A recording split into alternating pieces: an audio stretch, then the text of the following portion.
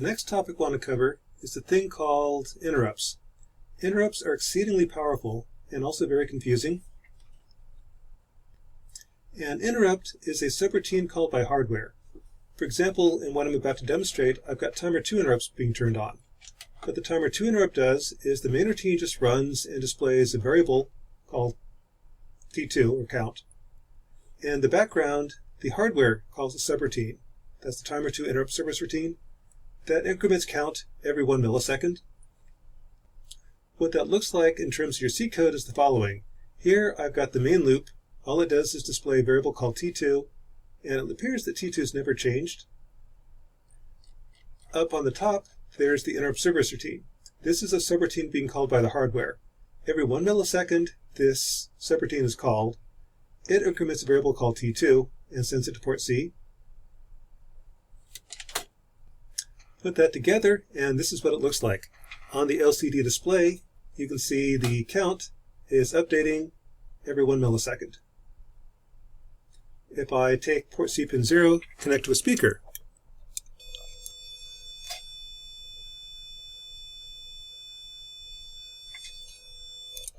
I generate a frequency that's 500 Hertz. That's 1 millisecond high, 1 millisecond low.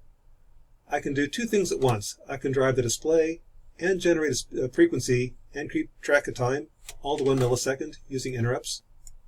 Now, with the big processor, there's multiple interrupts. There's timer 0, timer 1, timer 2, timer 3. Each has different capabilities. We'll start with timer 2. All interrupts are very similar, but you've got to start somewhere. Now, what happens is with the interrupt, since this is a subroutine called by hardware rather than software, it's very special. The interrupt service routine has to be located at address 8 in memory.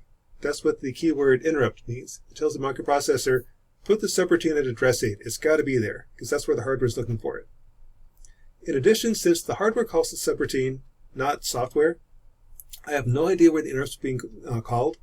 It could be called right in the middle of an if statement. Because of that, I have to save the status of the processor before I call the subroutine. That means save the W register, save the status register. When I'm done, I have to restore the W status register to the way they were before the interrupt was called, because again, I might be in the middle of the if statement, and I don't want to change the results because the interrupt was called. In addition, what happens is if the interrupt flag is set and the interrupt is enabled, it calls the interrupt service routine. When you exit the interrupt, it's important that you clear the interrupt flag. If you don't do that, what's going to happen is as soon as you exit the interrupt, it's going to say, hey, the flag is set. Stops the main routine, goes back and calls the interrupt. As soon as it exits, it's going to come back and say, hey, the flag is still set. Stop the main routine, call the interrupt. If you don't clear the flag, you're stuck inside the interrupt service routine. Now, all interrupts are similar. To use an interrupt, I first have to set the conditions of the interrupt. For timer 2, it's been called every n clocks, where n is a number between 1 and 65,000. I have to enable the interrupt, and I have to clear a flag when the interrupt is called. The number of clocks between interrupts is n. N is made up of three numbers, A, B, and C, stored in T2 con and PR2. A can be in the range of 1 to 16, C can be 1, 4, or 16, and B is a number between 1 and 256. We'll talk about that in just a sec. The enable bits, to turn on the interrupt, you have to turn it on, really turn it on, honestly turn it on, then globally turn it on. Why you have to turn it on 5 times, I don't know. That's just how they built the processor. 2 times makes sense. There's a thing called global interrupt enable. There's going to be multiple interrupts that we'll look at later on. I may not want the interrupts being actually turned on until they're all set up. That's the global interrupt enable. In addition, I have to enable each interrupt separately. For timer 2, it's turn on, really turn on, and 4 times, somewhat redundant. Once you do that, the interrupt is being enabled. Every n clocks is being called. Inside the interrupt service routine, I then have to clear a flag. What happens is that every millisecond, or n clocks, the interrupt flag is set. If the flag gets set and the interrupt is enabled, it stops the main routine and calls the interrupt service routine. For timer 2 interrupts, the number of clocks between interrupts is set by 3 constants called A, B, and C. A is stored in T2 con, bits 3 through 6. C is stored in bits 0 and 1 of T2 con, and B is stored in PR2. What the bit numbers mean is the numbers 3 here, 0 through 15, represents A. A is offset by 1, so they mean the numbers 1 through 16. C, the bit pattern tells you what C is. 0, 0 means 1, 0, 1 means 4, and 1, 0, 1, 1 both mean 16. B is stored in PR2. Whatever number is in PR2 plus 1 tells you what B is. For example, suppose I want to max out PR2. Make it take as long as possible. Here I would say A is 16, C is 16. That's F goes to T2 con. B is 256. 255 means 256. And enable, enable, enable, really enable. What that does is now timer 2 is being called every 6.5 milliseconds. If you look at what's happening, for example, let's max out timer 2 interrupt to 250 or 65,000 clocks. Here, A and C are both set to 16 with T2 con. B is set to 256. PR2 equals 255 means B is 256. In the background, timer 2 is now being called every 6.5 milliseconds. If I look at it, the timing seems kind of strange. That's just it's counting once every 6.5 milliseconds. Tie speaker to port C pin 0.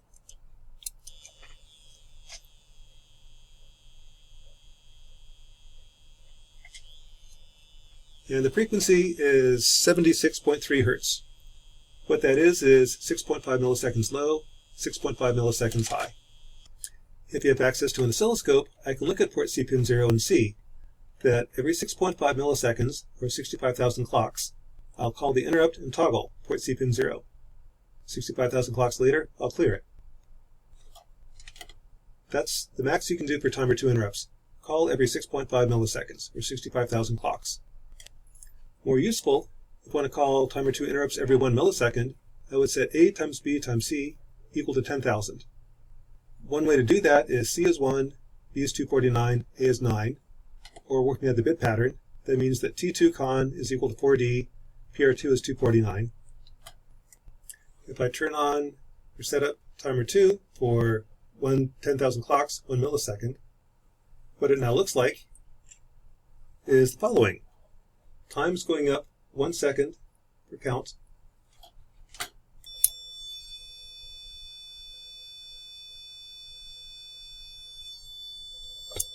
Okay, note that time is now incrementing 1 second every 1,000 interrupts. I get 1 second. In addition, the frequency is 500 hertz. That's 1 millisecond high, 1 millisecond low.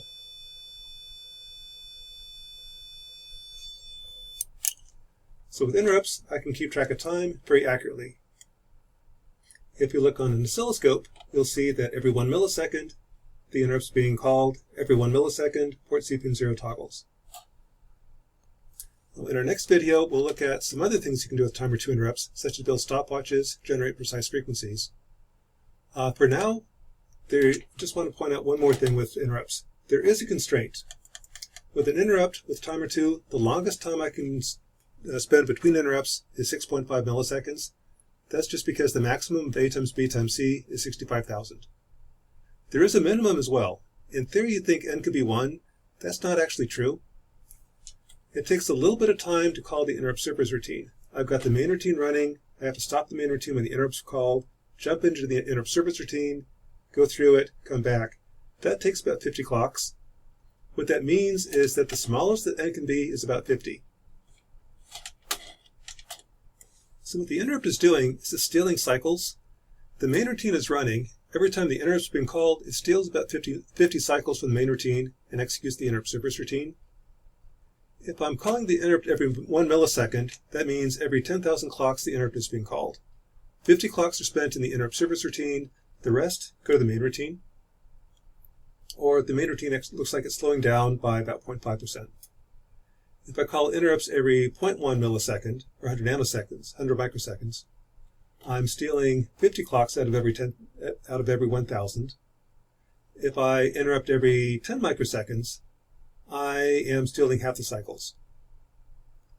If we went to the limit and say, let's call an interrupt every 1 microsecond, I'm using more than 100% of the time. I'm stuck inside the interrupt. As soon as I get out, the flag is set, and I call the interrupt again. The main routine shuts down.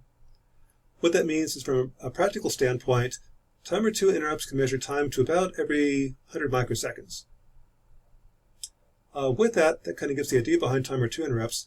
In the next video, we'll look at some things you can do with Timer 2, such as build a stopwatch or generate a precise frequency for piano. But that'll be our next video.